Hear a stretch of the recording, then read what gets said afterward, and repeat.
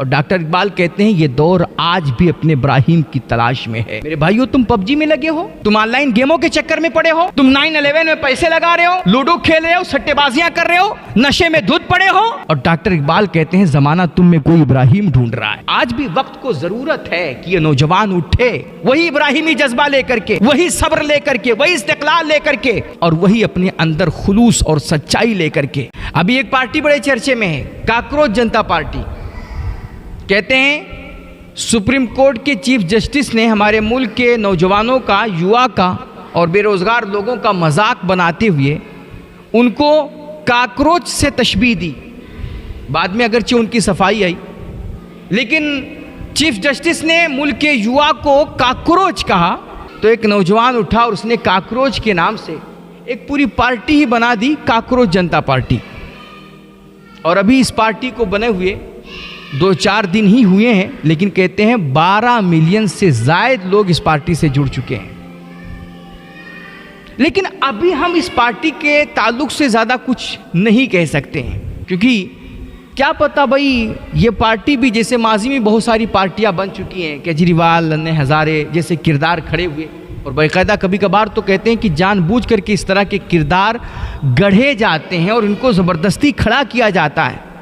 यह भी एक चाल होती है, साजिश होती है, सियासत होती है।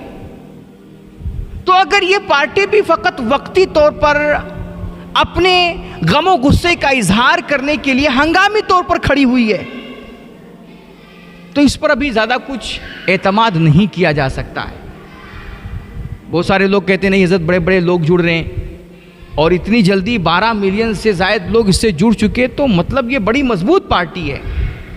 हमने कहा नहीं, आप तादाद देख करके और फैन फॉलोइंग की कसरत देख करके आप इस तरह कोई निर्णय नहीं ले सकते कि बहुत मजबूत है।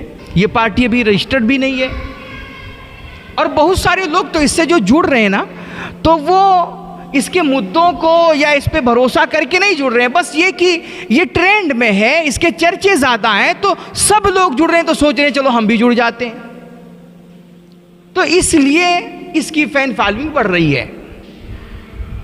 लेकिन फैन फॉलोइंग देख करके और तादाद देख करके इस पे भरोसा नहीं किया जा सकता।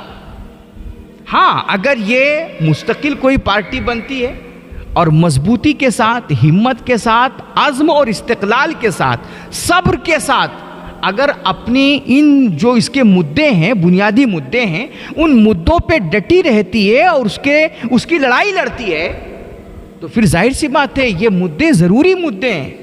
मसलन महंगाई है, बेरोजगारी है, तानाशाही है, और ऐसे बहुत सारे इंसानी हुकूक की लड़ाई है जो ये इसके अपने मुद्दों में शामिल है। तो उस हिसाब से इस पार्टी का सपोर्ट होना चाहिए, इसको समर्थन देना चाहिए। और याद रखो मेरे भाई, इस मुल्क में, बल्कि पूरी इंसानी तारीख की बात अगर करो, तो इस दुनिया में जब भी कोई इनकलाब आया है और जब भी हालात में कोई चेंजिंग और कोई बदलाव पैदा हुआ है, और वक्त के तानाशाहों के तख्तों को अगर कभी किसी ने हिलाया है, तो कोई नौजवान ही रहा है। देखो, सदियों कबल एक नौजवान ही था ना, जिसने अपने वक्त के सुपर पावर को चैलेंज किया था, और नमरूद जैसी हुकूमत को उसने हिला करके रख दिया था, नाक में दम कर दिया था। जानते वो नौजवान कौन था? अल्लाह का कुरान कहता है, कालू समिअना फतन यज़कुरुहुम युकालु लहू इब्राहिम। वो नौजवान कोई आम नौजवान नहीं था, वो जद्दुल अंबिया हजरत सैयदना इब्राहिम खलीलुल्लाह अलैहिस्सलातु तस्लीम थे। और डॉक्टर इकबाल कहते हैं ये दौर आज भी अपने इब्राहिम की तलाश में है। मेरे भाइयों, तुम पबजी में लगे हो, तुम ऑनलाइन गेमों के चक्कर में पड़े हो, तुम 9/11 में पैसे लगा रहे हो, लूडो खेल रहे हो, सट्टेबाजियां कर रहे हो, नशे में धुत पड़े हो, और डॉक्टर इकबाल कहते हैं जमाना तुम में कोई इब्राहिम ढूंढ रहा है।